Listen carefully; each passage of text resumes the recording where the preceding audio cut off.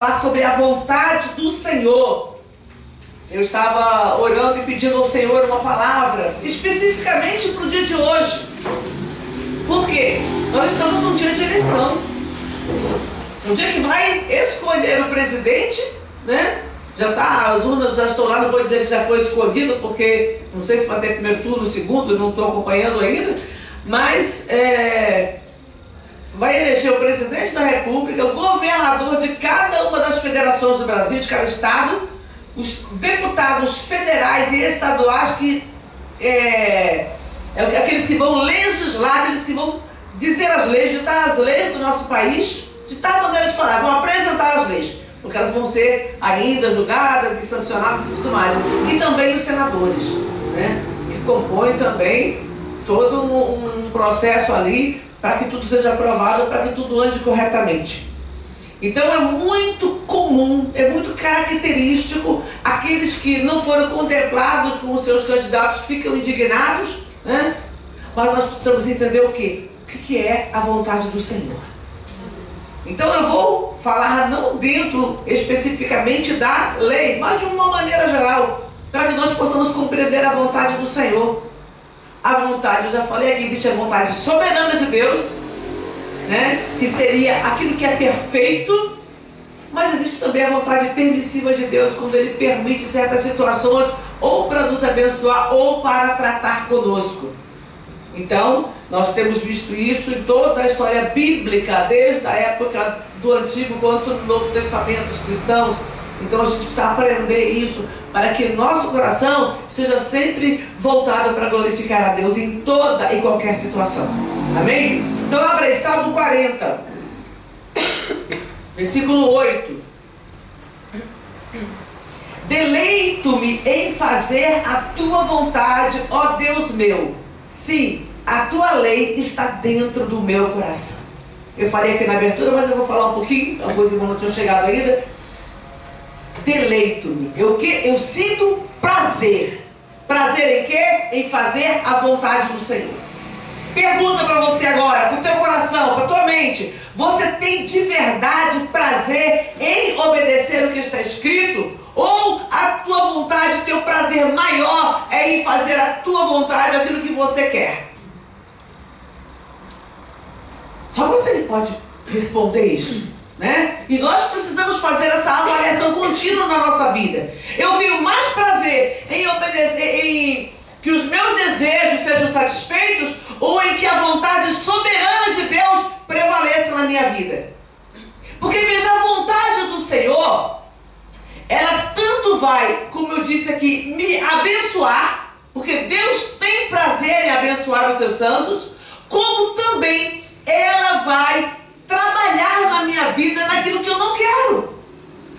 Tem coisas que eu não quero, tem processos que eu não quero passar, tem processos que você não quer passar, porque é doloroso, mas que trabalha conosco, que muda a nossa natureza,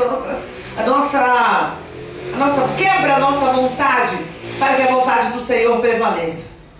Nós que temos um pouquinho mais de idade aqui, alguns que tem aqui, né, já passaram de alguns anos, passaram de algumas décadas, ou até mesmo jovem. Quantas coisas você aprendeu pelo que você sofreu? A palavra fala, né? Aprendeu por aquilo que padeceu. Quantas coisas você aprendeu depois de ter sofrido? Coisas que até você já tinha recebido orientação, mas você não deu muita, não deu muito ouvido, não deu crédito. Aí você vem e passa por aquela situação, você fala, puxa vida, agora eu entendo o que me falaram lá atrás. Quantas coisas eu só fui entender que minha mãe e meu pai me falaram depois de anos, quando eu vivenciei situações semelhantes. Aí eu fui entender o porquê daquele aviso, porquê daquele cuidado, presta atenção, vigia. Dentro da igreja, eu me converti com 24 anos. Quantas coisas eu ouvi o pastor pregar, quantas coisas eu li na Bíblia, e só fui entender depois, quando eu passei por aquela situação. Amém. Então a gente aprende também naquilo que a gente padece. E aí você tem que fazer o quê? Senhor, obrigada, porque o Senhor permitiu que eu passasse por isso. Porque agora eu aprendi. processo do Senhor. Amém. E eu não vou mais murmurar quando Deus estiver tratando comigo. Porque Ele trata para o meu bem. Ele trata para que eu seja aperfeiçoada, para que eu não erre mais, para que eu não permaneça no erro. Sabe quando você precisa dar um chacoalhão em alguém, que a pessoa está fazendo alguma coisa errada? E você precisa pegar aquela pessoa e dar uma sacudida, porque a pessoa está desorientada da vida? Eu já dei um testemunho aqui, uma vez eu precisei fazer isso com uma pessoa, né? Eu era secretária, a pessoa teve um surto ali de uma situação que aconteceu e ela não soube lidar, e ela começou a gritar e queria sair pro meio da rua. Eu agarrei ela pelos 2 braços, sacudi, encostei na parede, para, pelo amor de Deus, saiu. Aí ela voltou assim, ela tinha surtado com a situação, então eu tive que dar um chacoalhão. E às vezes Deus dá esse chacoalhão na gente. Então é que Deus te sacode, que você fica, né, perdido, mas aí você volta assim, peraí, calma, não é dessa maneira. E aí você faz o quê? Você reprograma a tua jornada. Porque você está caminhando de um jeito, e quando você percebe que aquela forma que você está caminhando vai dar errado, você reprograma. Quantas coisas que eu achei que estava fazendo certo, depois eu vi e falei, puxa vida, por que eu fiz dessa maneira? Eu de vez em quando eu estou lá, né, refletindo, repensando as minhas atitudes, eu falo, meu Deus, por que eu fiz isso? Por que eu falei dessa maneira? Não era? Deu errado. Eu falei aquilo que eu achava que era o certo naquele momento, mas deu errado. Por quê? Porque eu não busquei naquele momento a vontade do Senhor. Eu sou muito de agir no ímpeto, de falar no ímpeto, de responder no ímpeto. E eu sei que está errado, mas quando eu vejo eu já fiz. E aí quando eu faço sem orar, sem buscar a direção de Deus, muitas vezes eu dou com os burros na água. Às vezes já não tanto mais, porque a gente vai aprendendo, mas ainda hoje, com 60 e quase 62 anos de vida, eu faço ainda muita coisa que eu falo, meu Deus, por que eu não pensei direito? Se eu tivesse refletido, se eu tivesse fechado a boca e refletido primeiro, eu não erraria.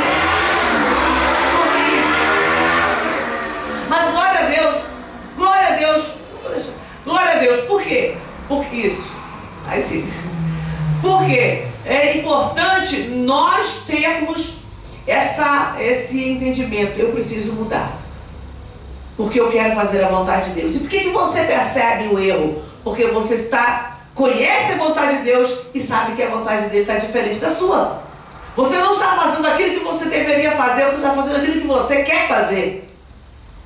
Então quando o salmista diz, deleito-me em fazer a tua vontade, ele está dizendo, Senhor, a minha vontade aqui dá errado. Quando eu faço a tua, as coisas andam bem. Então eu me alegro em fazer a tua vontade, porque quando eu faço a tua vontade, as coisas andam melhor.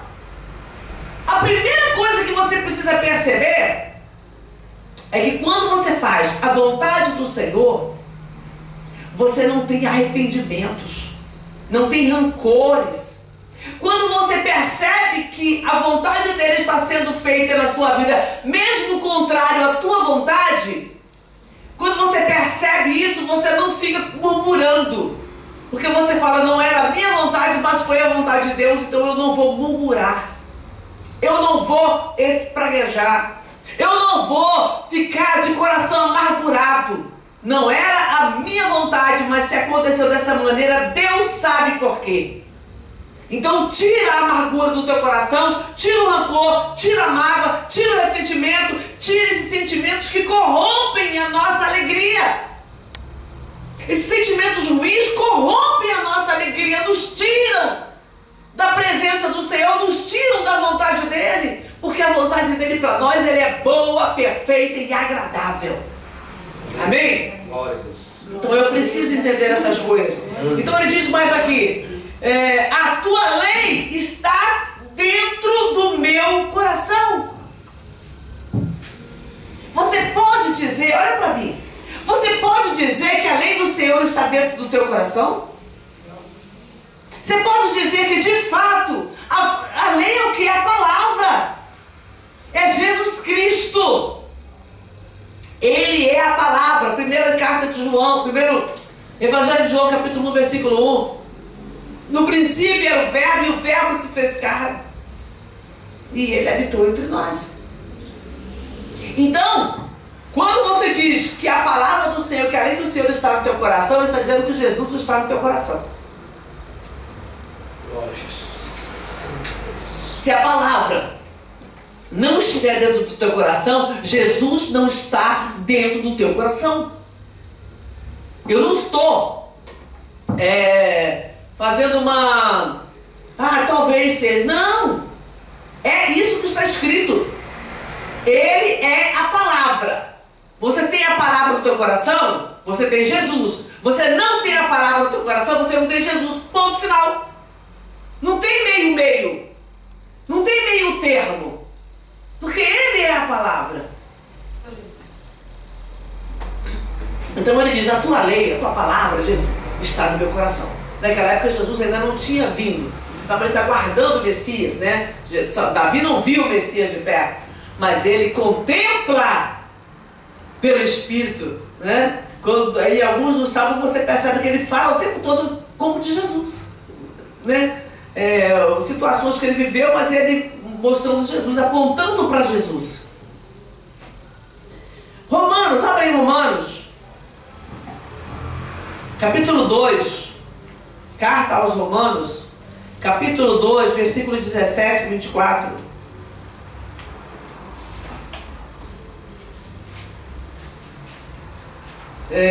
Nós vamos ler um texto, alguns versículos, é um texto um pouco maior. Vamos lá. Romanos 2, versículo a partir do 17. Os judeus são inexcusáveis, ou seja, indesculpáveis.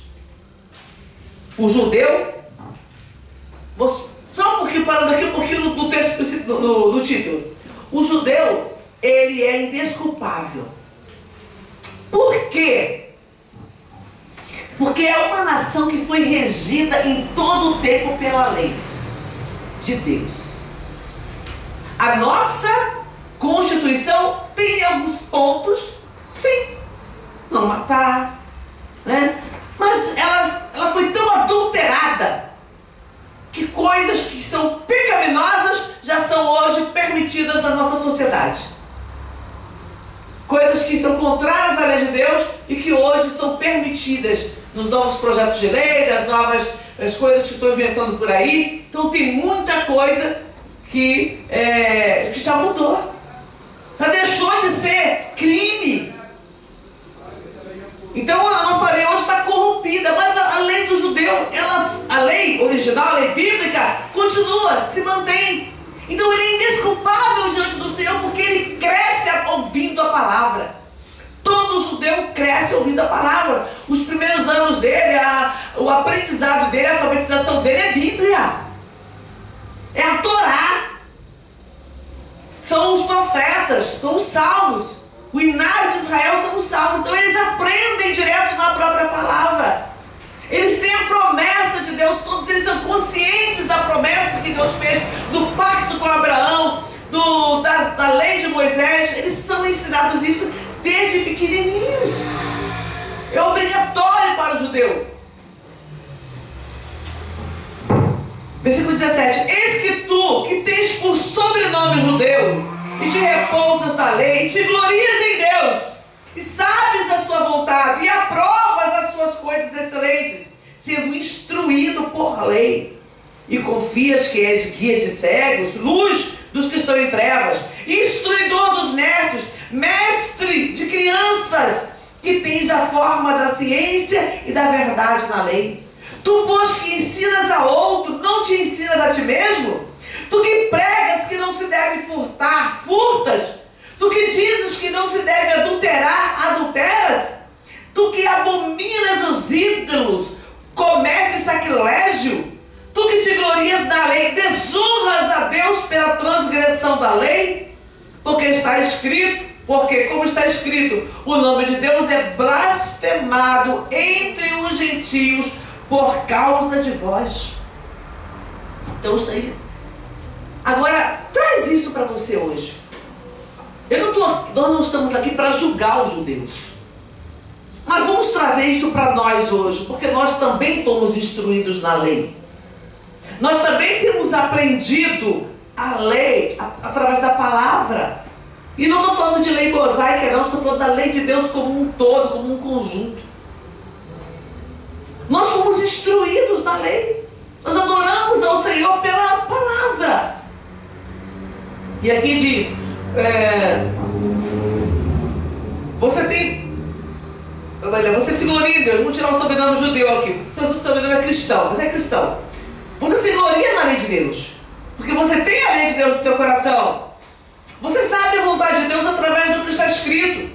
Você aprova, você foi instruído nessa palavra, você está sendo instruído nessa palavra continuamente, cada vez que você lê a Bíblia, cada vez que você ouve uma mensagem.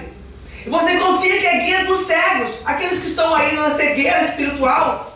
Você vai lá e você tem uma palavra, porque você foi instruído na palavra, você pode guiar essa pessoa, você pode mostrar o que está escrito na palavra.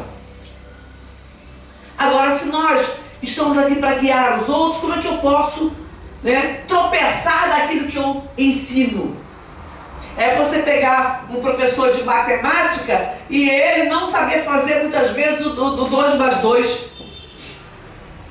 Erra no 2 mais 2, você vai achar um absurdo. A gente acha um absurdo. Eu me lembro da Paula, na vez da faculdade, foi isso, acho que no primeiro ano, o professor passou o negócio lá e parece que deu erro. E acontece muito, não estou procurando, acontece. Acontece bastante o professor errar alguma coisa. E depois eles foram ver, estava errado o que ele estava passando lá, e tive que mostrar, não sei se você lembra disso.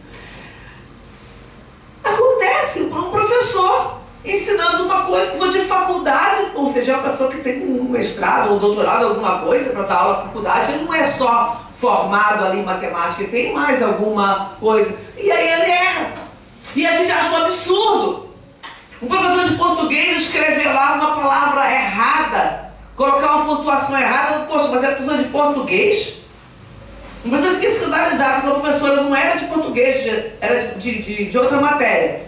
E aí ela escreveu um texto, eu fiquei horrorizada com tanto erro de português que tinha. Eu falei, mas tá errado. Aí depois a gente corrige isso, vamos pro... Queria montar um negócio. Eu falei, eu fiquei escandalizada. Mas a professora, ela escreve na lousa, como assim?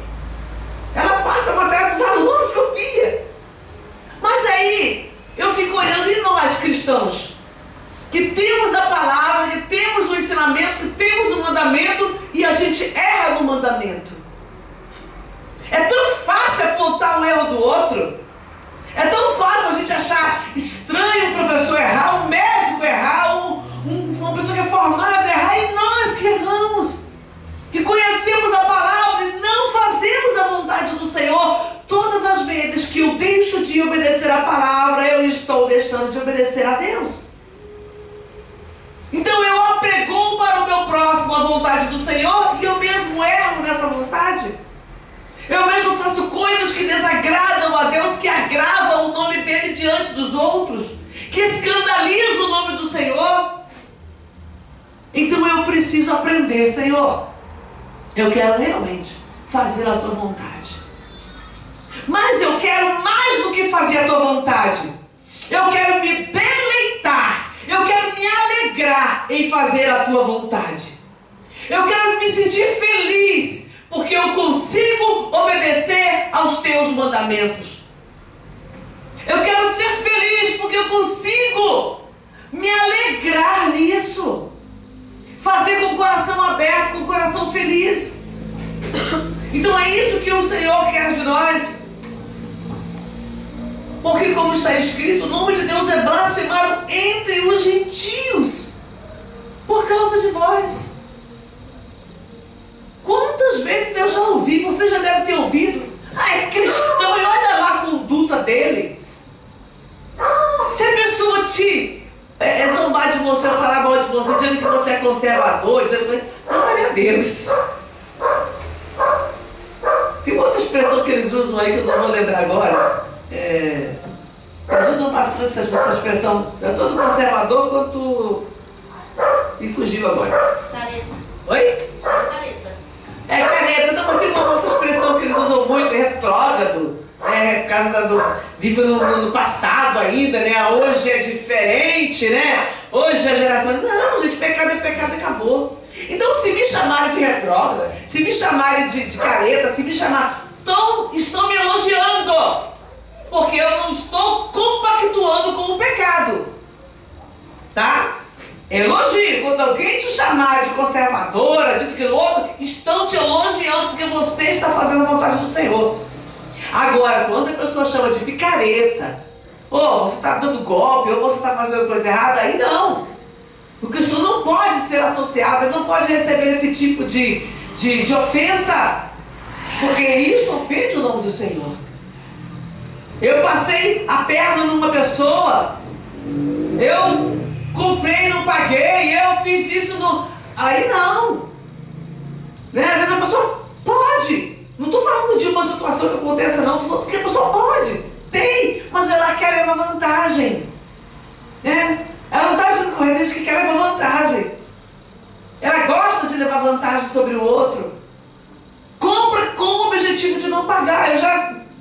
Eu lembro de uma época que tinha bazar aqui na igreja, lá quando eu estava construindo, e uma moça veio e falou comigo, não, mas é porque assim, assim, assim. Eu acreditei, não era, que eu saiba, não era crente não, uma vizinha da vizinhança da região.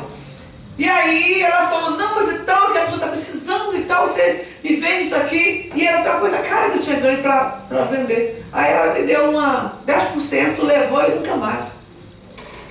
Aí é complicado, porque a pessoa, você perde o dinheiro e perde a comunhão com a pessoa, porque ela nunca mais olhou na minha cara. Era a pessoa que passava, cumprimentava, sorria, depois daquele dia ela me passou a me evitar. E a pessoa fez na maldade, né? Então tem muito isso. E tem crente que faz, ali tudo bem, uma pessoa que não tem compromisso com Deus, aí ela que se responsabiliza com Deus. E Deus nos honrou e a gente não deixou de construir por causa dessas coisas, né? Então teve pessoas que deram golpe, gente, não viram um brechó para dar golpe. Não foi uma nem duas, não. Eu descobri pessoas que falaram, não, deixa eu te ajudar aí. Estava com muita gente. Depois alguém falou, olha, ela meteu a mão e enfiou as coisas na bolsa. Ela tinha comprado algumas peças e pegou outras e colocou na bolsa. E as que ela comprou, ela trocou o preço. Os que ela pagou algumas, ela trocou o preço. E depois alguém chegou perto de mim e falou, olha, aconteceu isso, fulano. Eu falei, olha, não vou uma briga com ninguém não. Só não vou deixar mais ajudar aqui, né, entrar, porque eu já sei qual é o objetivo. Mas tem pessoas que estão assim. Elas entram sorrateiramente para dar prejuízo. Agora um crente fazer uma coisa dessa, uma pessoa que leva o nome de Jesus fazer isso, envergonha o nome do Senhor. Nós estamos aqui para fazer a vontade de Deus. Deleito-me em fazer a tua vontade. Pense nisso quando você tiver que tomar alguma decisão, quando você estiver lidando com pessoas, pense nisso. Eu me alegro, Senhor, em fazer a tua vontade, então eu não vou aceitar menos do que isso, porque Deus não aceita menos do que isso de nós. Ele quer que a vontade dele seja cumprida na nossa vida, para que nós sejamos testemunhas diante das pessoas do nome dele. Nós vamos, para a gente encerrar, Evangelho de João 6,40.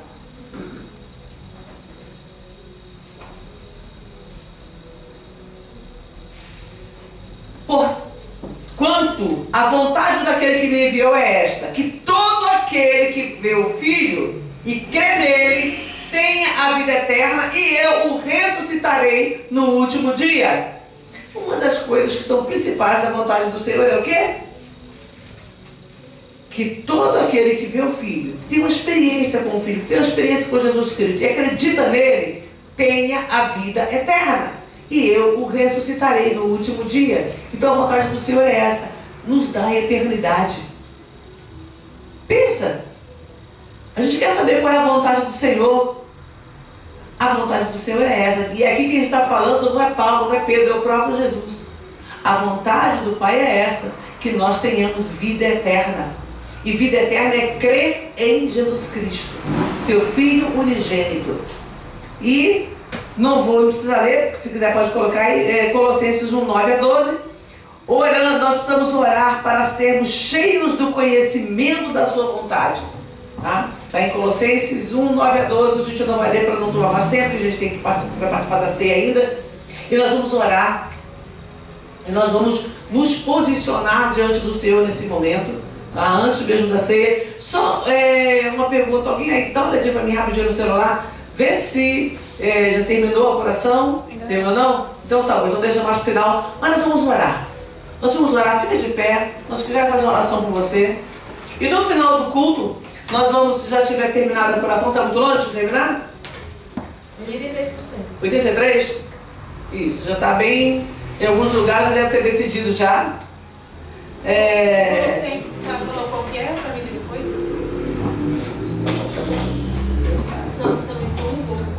Colossenses 1, do capítulo 9 ao 12.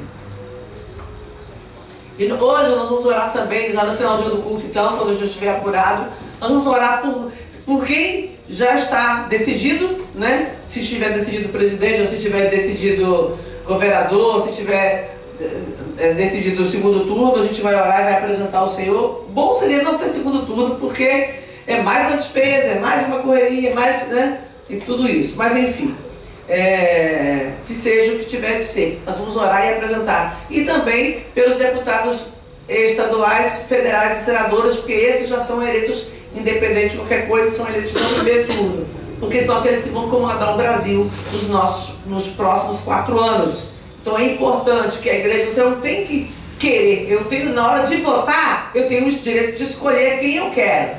Na hora que a apuração é feita, eu tenho a obrigação de orar por aqueles que foram constituídos. Hoje, antes de sair para votar, nós ungimos as nossas mãos, porque agora que a gente estivesse ali na urna já para ministrar, fizemos uma oração dentro de casa, e essa, a partir de agora, foi a vontade. Se não foi a vontade soberana de Deus, foi a vontade permissiva de Deus.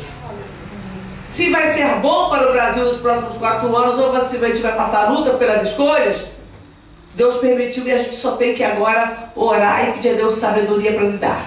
Amém? Então é importante isso, que todo cristão, ele precisa aprender a orar pelas autoridades, gostando ou não de quem está no poder. Ore. Se você não gosta, ora dobrado. Se você acha que é ruim, ore dobrado por ele, para que Deus, por misericórdia, faça uma obra nessa vida. Amém? Vamos então orar, vamos entregar nas mãos do Senhor. Querido e eterno Pai, no nome santo de Jesus Cristo de Nazaré, nós queremos, ó Deus, em primeiro lugar, Senhor, oh Pai querido, Deus Todo-Poderoso, declarar que a Tua vontade, ela é boa, ela é perfeita e ela é agradável.